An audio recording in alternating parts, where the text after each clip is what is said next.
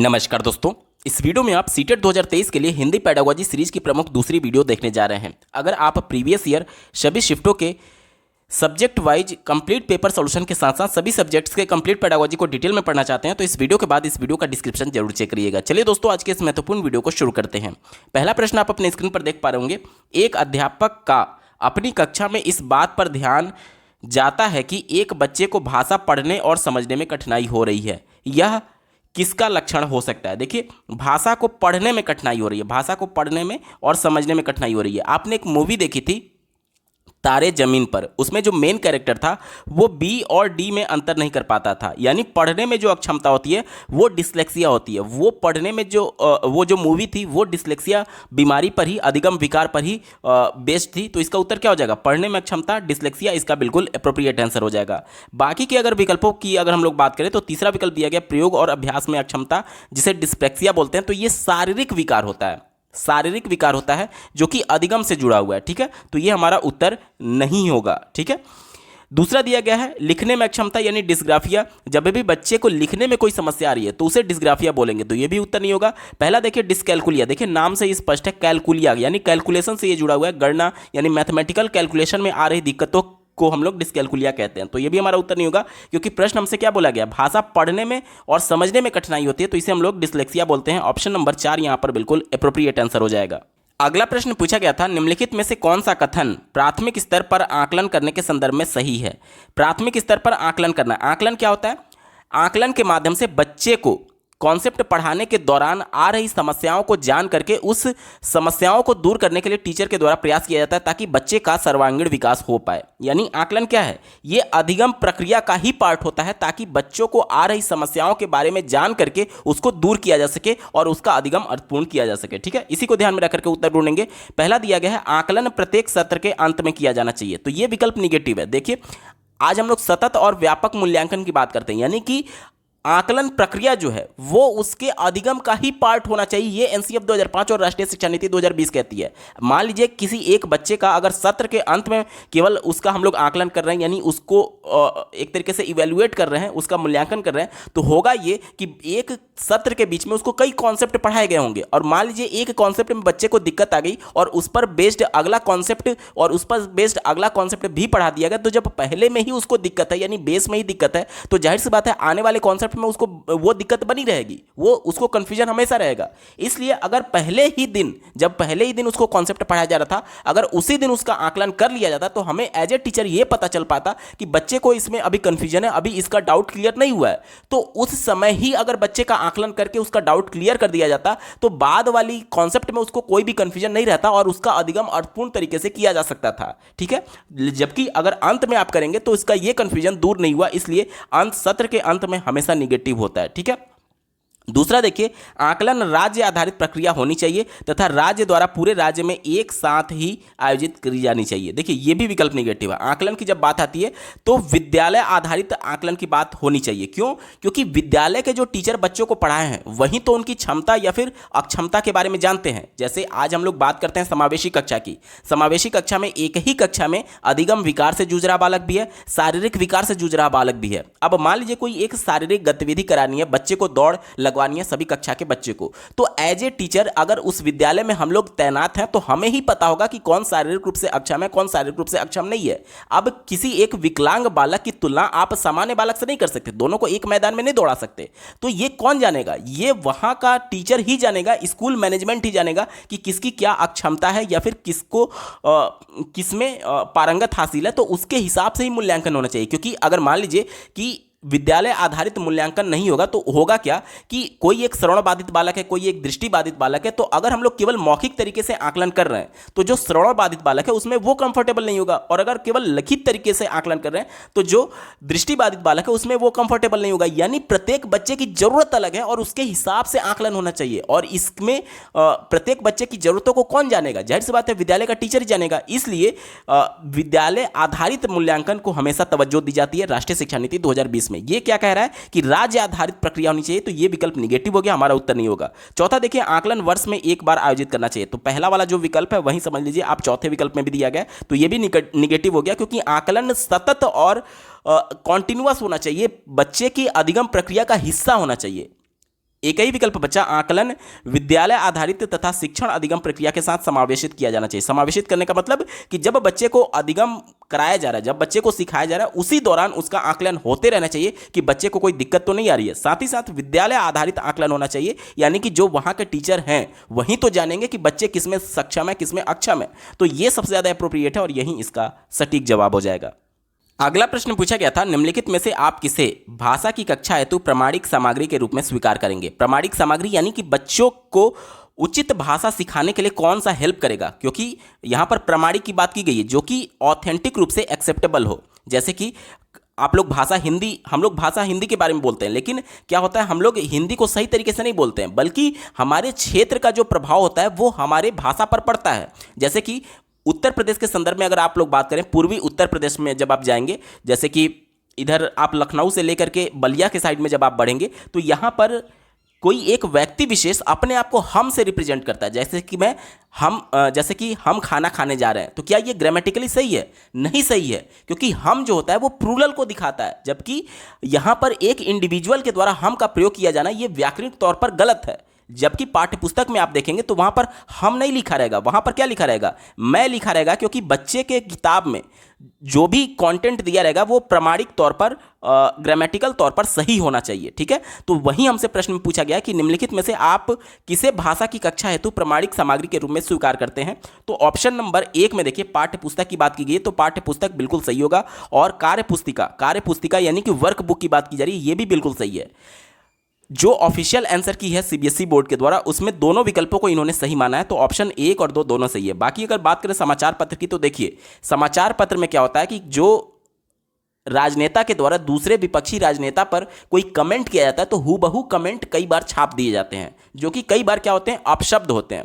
तो क्या बच्चों को आप अपशब्द सिखाना चाहेंगे? क्या ये प्रामाणिक सामग्री के तौर पर माना जा सकता है बच्चों में भाषा डेवलप करने के लिए?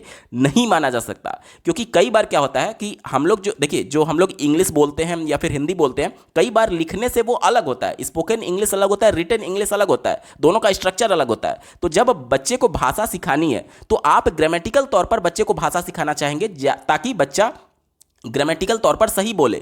साथ ही साथ कई बार क्या होता है कि हूबहू उनके स्टेटमेंट को छाप दिया जाता है, जिसमें कई बार अपशब्द भी होते हैं। तो यहां पर समाचार पत्र निगेटिव सेंस में हो जाएगा, इसलिए हमारा उत्तर नहीं हो सकता। चौथा देखिए पूरक पुस्तिका, तो पूरक पुस्तिका भी हमारा उत्तर नहीं होगा। क्यों नहीं होगा? क्योंकि बच्चे के सिलेबस में जो कुछ नहीं दिया गया है, या फिर बच्चे को एज ए रिमेडियल कॉन्टेंट के तौर पर पूरक पुस्तिका दी जाती है। अगर बच्चे को कोई कठिनाई आ रही है तब जाकर के उसको पूरक पुस्तिका दी जाती है। तो बच्चे के लिए ज्यादा इंपॉर्टेंट क्या है? बच्चे के लिए ज्यादा इंपॉर्टेंट है पाठ्य पुस्तक या फिर कार्य पुस्तिका। ऑप्शन नंबर 1, 2 सही है, बाकी के विकल्प इसके गलत हो जाएंगे। ठीक है, और सीबीएसई बोर्ड ने इन दोनों विकल्पों को सही माना था। अगला प्रश्न पूछा गया था, कक्षा 5 की एक शिक्षिका अपने विद्यार्थियों से कहती है कि आप इस सत्र में किए गए अपने काम, जैसे अपनी ड्राइंग, कविताएं, कहानियां, वर्कशीट और अन्य सामग्री एक विशिष्ट फोल्डर में रखें। विद्यार्थियों के इस फोल्डर को क्या कहा जाता है? ध्यान से समझिएगा। जो भी यहाँ पर चीज़ें दी गई हैं, जैसे कि ड्राइंग हो गया, कविता हो गया, कहानी हो गया और वर्कशीट हो गया, ये सभी बच्चे के शैक्षिक पक्षों से जुड़ा हुआ है। शैक्षणिक पक्ष यानी कि बच्चे जो अधिगम कर रहे हैं संज्ञानात्मक तौर पर, उन सभी चीज़ों से जुड़ा हुआ है। तो जब भी कोई शैक्षणिक पक्ष की बात की जाएगी तो वहाँ पर हमेशा पोर्टफोलियो होता है। लेकिन अगर बच्चे के शैक्षणिक पक्ष की बात ना करके अगर बच्चे के व्यवहार की बात की जाती तो उसका उत्तर क्या हो जाता है? एनेक्डोटल हो जाता है। माइन्यूट सा इसमें डिफरेंस होता है। देखिए, अगर मान लीजिए बच्चे कक्षा 4 में रहते हुए बच्चे को अचानक से उसके सर में चोट लग गया विद्यालय में ही, और उसके बाद उसके व्यवहार में परिवर्तन हुआ। जैसे 4 में रहते हुए पहले वो बहुत पढ़ने में उसका ध्यान लगता था, बहुत वो एक तरीके से प्रतिभाशाली बालक था, लेकिन अचानक से कक्षा 4 में जब चोट लगा तो अगर मान लीजिए उसके व्यवहार में परिवर्तन हुआ और अधिगम यानी सीखने की प्रक्रिया उसकी कम हो गई और उस दौरान उसके व्यवहार में परिवर्तन हुआ, तो बच्चे के व्यवहार में जो परिवर्तन होता है वो उसके एनेक्डोटल रिकॉर्ड में मेंटेन किया जाएगा। और बच्चे के शैक्षणिक पक्ष से जुड़ा हुआ जो भी व्यवहार है, यहाँ पर देखिए जो भी बातें की गई है, ड्राइंग हुआ, कविता हुआ, कहानी हुआ, वर्कशीट हुआ, ये सब बच्चे के शैक्षणिक पक्ष से जुड़ा हुआ है, तो ये पोर्टफोलियो में मेंटेन किया जाएगा। आपको सिर्फ इतना ध्यान देना है कि जब भी व्यवहार की बात करेगा तो वहां पर हमारा उत्तर एनेक्डोटल रिकॉर्ड होगा, और जब भी बच्चे के शैक्षणिक पक्ष से जुड़े विभिन्न पहलुओं की बात करेगा तो वहां पर उत्तर हमारा क्या हो जाएगा? पोर्टफोलियो हो जाएगा। ऑप्शन नंबर 3 यहां पर बिल्कुल एप्रोप्रिएट आंसर है। अगला प्रश्न पूछा गया था, आप विश्वास करते हैं कि मानव भाषा अर्जित करने की क्षमता के साथ ही जन्म लेते हैं? आपका विश्वास निम्नलिखित में से किस धारणा के सिद्धांत से मेल खाता है? पहले विकल्प से शुरुआत करेंगे, सक्रिय अनुकूलन। सक्रिय अनुकूलन किसे कहते हैं? तो ये स्किनर के सिद्धांत को सक्रिय अनुकूलन कहते हैं। यानी कि बच्चे को कोई अनुक्रिया करने के बाद से अगर कोई एक तरीके से पुनर्बलन टाइप का मिलेगा, एक तरीके से कुछ उसको इनाम के तौर पर मिलेगा। जैसे उन्होंने जो प्रयोग किया था स्किनर ने चूहे पर, वो क्या करता था कि चूहा बार बार एक लीवर को दबाता था और उसको खाने के लिए कुछ चीज़ मिल जाता था। इसी प्रकार उन्होंने कबूतर पर भी प्रयोग किया था। यानी लीवर दबाना, वो अनुक्रिया कर रहा है, अनुक्रिया कर रहा है और उसके बाद उसको क्या मिल रहा है? एक रीइंफोर्समेंट मिल रहा है, कुछ उसको पॉजिटिव इंपैक्ट मिल रहा है। जब भी किसी को कोई पॉजिटिव चीज़ देखने को मिलती है किसी अनुक्रिया के बाद, तो वो बार बार दोहराना चाहता है। इसी को बोलते हैं सक्रिय अनुकूलन। तो यहाँ पर इस प्रकार का कोई भी सक्रिय अनुकूलन नहीं है, क्योंकि भाषा सीखने के लिए, देखिए, भाषा को अर्जित करने के लिए ऐसा नहीं है कि कोई आपको इनाम देगा या फिर चॉकलेट देगा। जब बच्चे का जन्म परिवार में हुआ तो परिवार के सदस्यों के द्वारा जो भाषा बोली जा रही है, वो बच्चा उनका अनुकरण करते करते उस भाषा को अर्जित कर लेता है। ना कि कोई इनाम देना पड़ता, कोई चॉकलेट नहीं देता है बार बार कि हाँ आप ये भाषा बोलिए, अगर सीख जाएंगे तो चॉकलेट देंगे। बच्चे के अपनी खुद की भी मजबूरी है कि उसे भी तो अपने आप को एक्सप्रेस करना है, तो कोई ना कोई भाषा एक माध्यम बनेगा, तभी तो वो अपने आप को एक्सप्रेस कर पाएगा। तो वहां के आसपास के लोग, उनके उसके परिवेश के लोग जो भी भाषा बोल रहे होते हैं उसका वो हूबहू अनुकरण कर लेता है। ठीक है, तो सक्रिय अनुकूलन के लिए यहां पर पॉजिटिव रीइंफोर्समेंट शब्द जरूर आएगा, यानी बच्चे को कुछ ना कुछ पॉजिटिव देखने को मिलेगा, तभी सक्रिय अनुकूलन हो सकता है। तो यहाँ पर कोई भी पॉजिटिव चीज़ नहीं देखने को मिलती, ना तो उसको चॉकलेट दिया जाता है, ना तो कोई इनाम दिया जाता है। इसी प्रकार से पुनर्बलन भी नहीं होगा। देखिए, तीसरा विकल्प दिया गया भाषा अर्जन उपकरण, यानी कि लैंग्वेज एक्विजिशन डिवाइस। प्रश्न में आपसे कहीं भी डिवाइस की बात नहीं की गई है, तो ये भी हमारा उत्तर नहीं होगा। एक ही विकल्प बचा, सहज ज्ञानवाद। इसका मतलब क्या होता है कि नेचुरल इन्वायरमेंट में बिल्कुल सहज तरीके से बच्चे भाषा को अर्जित करते हैं। क्योंकि भाषा अर्जन क्या होता है कि अगर बच्चा व्याकरण के नियमों के अंतर्गत अगर भाषा को सीखेगा तो वो भाषा अर्जन नहीं रह जाएगा, वो भाषा का अधिगम हो जाएगा। सहज ज्ञान में क्या होता है कि बच्चा नेचुरल इन्वायरमेंट में बिना व्याकरण के नियमों के अंतर्गत भाषा को सीखता है, यानी भाषा को अर्जित करता है। तो ऑप्शन नंबर 2 यहां पर बिल्कुल एप्रोप्रिएट आंसर है। अगला प्रश्न पूछा गया था संदर्भ में व्याकरण पर जोर। देखिए, ध्यान से समझिएगा, प्राइमरी स्तर पर बच्चे को अलग से व्याकरण के नियम नहीं बताए जाते हैं, बल्कि उनको संदर्भ में, रेफरेंस में जोड़ करके ही व्याकरण के नियम बताया जाता है। क्योंकि प्राइमरी लेवल पर एनसीएफ 2005 और राष्ट्रीय शिक्षा नीति 2020 दोनों ये कहती है कि बच्चे खेल के माध्यम से ही सीखेंगे और साथ ही साथ कहानियों के माध्यम से सीखेंगे। अब बच्चे को जब कहानी सिखाया जाता है तो उसी के से जोड़ करके बच्चे को व्याकरण सिखाया जाता है। जैसे कि मान लीजिए मैं बच्चों को एक कहानी सुना रहा हूँ कि एक समय में एक राजा हुआ करता था, वह शिकार पर रोजाना जाया करता था। अचानक से एक दिन उसके सामने भालू आ गया और उसने भालू को मार करके उसका शिकार कर दिया। यहां पर मैं बच्चे को बता सकता हूं कि ये सभी घटनाएं पहले से घटित हो चुकी हैं। तो जो घटनाएं पहले से घटित हो चुकी होती हैं उसे हम लोग भूतकाल कहते हैं। इसके माध्यम से मैं बच्चे को टेंस के बारे में पढ़ा सकता हूं, काल के बारे में पढ़ा सकता हूं। इसी के साथ ही साथ भालू को मारने वाला कौन है? राजा है। तो जो कोई काम करता है, जो भी कोई क्रिया करता है, तो क्रिया करने वाले को हम लोग संज्ञा बोलते हैं। इस प्रकार से बच्चे को नाउन के बारे में बताया जा सकता है। यानी कि बच्चे को अलग से ग्रामर नहीं पढ़ाना है। जो बच्चे को कहानी आप सुना रहे हैं, खेल के माध्यम से सिखा रहे हैं, उसी के माध्यम से, उसी रेफरेंस को लेते हुए बच्चे को व्याकरण बताना है। अब जब बच्चे को रेफरेंस में व्याकरण बताया जाता है तो वो उसको सीखने में मदद करता है। क्यों? क्योंकि एनसीएफ 2005 ये कहता है कि बच्चों को उसके परिवेश से जोड़ करके बताना है, रेफरेंस लेकर के बताना है। बच्चे को जब भी आप रेफरेंस लेकर के बताते हैं तो बच्चा कहीं ना कहीं उससे कनेक्ट कर पाता है और चीजों को आसानी ढंग से सीख पाता है। इसी को ध्यान में रख करके उत्तर ढूंढेंगे। चौथे विकल्प से शुरुआत करते हैं, नियमों का अति सामान्यीकरण करता है। तो यह विकल्प निगेटिव है।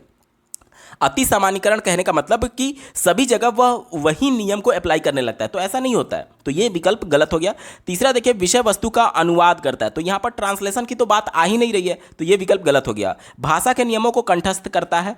कंठस्थ करना, रटना, याद करना, ये जितने भी शब्द मैं बता रहा हूं वो हमेशा विकल्प को निगेटिव कर देते हैं, कभी भी हमारा उत्तर नहीं होगा। क्योंकि एनसीएफ 2005 और राष्ट्रीय शिक्षा नीति 2020 करके सीखने पर जोर देती है, ना कि रटने पर। तो ये विकल्प निगेटिव है, हमारा उत्तर नहीं होगा। एक ही विकल्प बचा, भाषा के नियमों के प्रति समझ बनाता है। ऑप्शन नंबर 1 यहां पर सबसे ज्यादा एप्रोप्रिएट होगा। इसीलिए एनसीएफ 2005 रेफरेंस लेते हुए बच्चों को उसके परिवेश से जोड़ते हुए सिखाने की बात करता है। ऑप्शन नंबर 1 सटीक उत्तर है।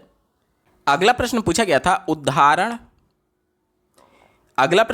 था उदाहरण से सामान्यीकरण की यात्रा क्या कहलाती है। ध्यान दीजिएगा, उदाहरण से सामान्यीकरण, सामान्यीकरण यानी कि नियम की बात बोली जा रही है। अगर मैं बच्चे को बताऊं कि कलम, अगर मैं बच्चे से बोलूं नीरज, अगर मैं बच्चे से बोलूं लखनऊ, तो ये सब क्या है, ये सब उदाहरण है। और क्या चीज़ है, कलम, लिखने की वस्तु का नाम है नीरज, किसी व्यक्ति विशेष का नाम है लखनऊ, किसी स्थान विशेष का नाम है। तो ये उदाहरण हो गए। अब उदाहरण ये सभी बता करके मैं बच्चे को बताऊं कि किसी व्यक्ति विशेष, किसी स्थान विशेष, किसी वस्तु विशेष के नाम को हम लोग संज्ञा बोलते हैं। तो उदाहरण से चल करके हम लोग बच्चे को संज्ञा की परिभाषा बता रहे हैं, यानी नियम बता रहे हैं, यानी सामान्यीकरण कर रहे हैं। तो उदाहरण से नियम की तरफ जब चला जाता है तो इसे हम लोग क्या बोलते हैं, इसे हम लोग बोलते हैं आगमनात्मक विधि। ऑप्शन नंबर 1 यहां पर बिल्कुल एप्रोप्रिएट आंसर हो जाएगा। अगला प्रश्न पूछा गया था, भाषा अधिगम के लिए सामग्री तैयार करने के सिद्धांतों में से एक है। प्रश्न पॉजिटिव सेंस में है तो उत्तर भी विकल्प भी हमारा पॉजिटिव होना चाहिए। पहले विकल्प से शुरुआत करते हैं, प्रत्येक आयु वर्ग के लिए जटिल सामग्री चुनी जानी चाहिए। तो क्या आप एज ए टीचर बच्चे के मानसिक स्तर के हिसाब से जटिल उसके लिए चुनेंगे? नहीं। एनसीएफ ये कहता है कि बच्चे के मानसिक स्तर के अनुसार और सरल भाषा में बच्चे को बताना है। एज ए टीचर हम क्यों चाहेंगे कि बच्चा उसमें उलझा रहे?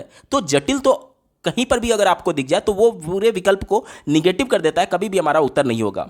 तीसरा देखिए, किसी भी प्रकार की सामग्री चुनी जा सकती है। अब मान लीजिए मैं बच्चे को किसी एक टॉपिक के बारे में बता रहा हूं, अब जो भी सामग्री चुनूंगा उससे जुड़ा हुआ ही तो चुनूंगा। मान लीजिए मैं बच्चे को आम के बारे में बताना चाहता हूं तो मैं उसको पेंसिल के बारे में थोड़ी बताऊंगा, आम से जुड़े हुए पहलुओं पर ही तो चर्चा करूंगा।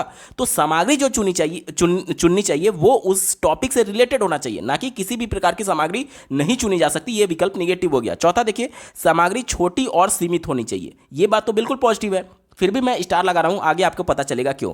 देखिए, सामग्री चुनने के कई सारे प्रॉपर्टीज होते हैं, उनमें से एक प्रॉपर्टी ये होता है कि सामग्री छोटा और सीमित होना चाहिए। अब जैसे मान लीजिए कि बच्चे को मैं पृथ्वी के बारे में पढ़ाना चाहता हूं, तो पृथ्वी का एक प्रारूप ग्लोब के माध्यम से मैं बच्चे को बता सकता हूं। अब पूरी पृथ्वी आकार में इतना बड़ा तो कक्षा में लाया नहीं जा सकता, या फिर मान लीजिए बहुत बड़ा अगर उसका एक तरीके से मॉडल भी बना दिया है तो वो भी कक्षा में लाना मुश्किल होगा। यानी कि जो सामग्री होगी वो सीमित होनी चाहिए, छोटी होनी चाहिए। ये विकल्प तो पॉजिटिव था। लेकिन ऑप्शन नंबर 2 देखिए, सामग्री औचित्यपूर्ण तरीके से स्तर के अनुसार होना चाहिए। ये सबसे ज्यादा एप्रोप्रिएट है। क्यों? क्योंकि देखिए, औचित्यपूर्ण में ये पहले से इसमें इंक्लूडेड है। छोटा होना जाहिर सी बात है उस सामग्री के औचित्यपूर्ण को ही दिखा रहा है, इसलिए अब ये संकुचित हो जाएगा और ऑप्शन नंबर 2 यहां पर बिल्कुल सटीक हो जाएगा। क्योंकि यहां पर और ज्यादा ब्रॉड सेंस में बातें की गई हैं कि सामग्री जो होना चाहिए वो बच्चे के मानसिक स्तर के अनुसार होना चाहिए। मान लीजिए बच्चे के लिए आप छोटी सामग्री और सीमित सामग्री चुन रहे हैं, लेकिन कक्षा 1 में बच्चा है और कक्षा 5 के हिसाब से आप सामग्री चुन रहे हैं, लेकिन वो छोटा भी है और सीमित भी है, तो क्या वो उसके स्तर का अनुसार माना जाएगा? नहीं माना जाएगा। बच्चा का मेंटल अभी एबिलिटी इतनी नहीं है कि वो कक्षा 5 के कंटेंट को समझ पाए कक्षा 1 में रहते हुए। यानी कि ये ज़्यादा इंपॉर्टेंट है कि सामग्री छोटी और सीमित होनी चाहिए, यानी औचित्यपूर्ण होनी चाहिए, साथ ही साथ बच्चों के स्तर के अनुसार भी होना चाहिए। ऑप्शन नंबर 2 सबसे ज़्यादा पॉजिटिव है और यही इसका सटीक जवाब हो जाएगा। अगला प्रश्न पूछा गया था, भाषा अर्जन होता है जब। भाषा अर्जन कब होता है? ध्यान से समझिएगा, भाषा अर्जन क्या होता है? बच्चे जब बिल्कुल नेचुरल इन्वायरमेंट में परिवार के सदस्यों के द्वारा या फिर समुदाय के सदस्यों के द्वारा कोई भाषा बोली जा रही है, उसका अनुकरण करते करते उस भाषा को बोलना सीख जाता है, तो इसे बोलते हैं भाषा का अर्जन। और एक होता है भाषा अधिगम। अधिगम में क्या होता है? अधिगम की परिभाषा ये कहती है कि बच्चे के प्रयास के माध्यम से उसके व्यवहार में जो परिवर्तन होता है उसे अधिगम बोलते हैं। भाषा अर्जन में बच्चा अपनी तरफ से कोई एफर्ट नहीं डाल रहा है। एफर्ट कहने का मतलब कि भाषा के लिए एफर्ट क्या हो सकता है? व्याकरण सीखना, व्याकरण के नियमों के अंतर्गत भाषा को बोलना। तो यहां पर व्याकरण सीखना बच्चे के लिए एफर्ट हो जाएगा, यानी प्रयास हो जाएगा, और प्रयास के माध्यम से जब उसके व्यवहार में परिवर्तन होता है तो उसे अधिगम बोलते हैं। यानी कि जब बच्चा व्याकरण के माध्यम से भाषा को सीखेगा तो वो भाषा अधिगम होगा, और बिना व्याकरण के माध्यम से अगर भाषा सीखता है तो उसे हम लोग भाषा अर्जन बोलते हैं। इसी को ध्यान में रखकर के उत्तर ढूंढेंगे। चलिए पहले विकल्प से शुरुआत करते हैं। बच्चे को व्याकरण के नियम पढ़ाए जाते हैं। बच्चे को व्याकरण के नियम पढ़ाए जाते हैं। मैंने आपको क्या बताया, व्याकरण का नियम किस में आएगा? वो अधिगम में आएगा, क्योंकि ये भाषा के लिए एफर्ट हो जाता है, प्रयास हो जाता है, और प्रयास के माध्यम से जब व्यवहार में परिवर्तन होगा तो उसे अधिगम बोलते हैं। प्रश्न में हमसे अर्जन के बारे में पूछा गया तो ये हमारा उत्तर नहीं होगा।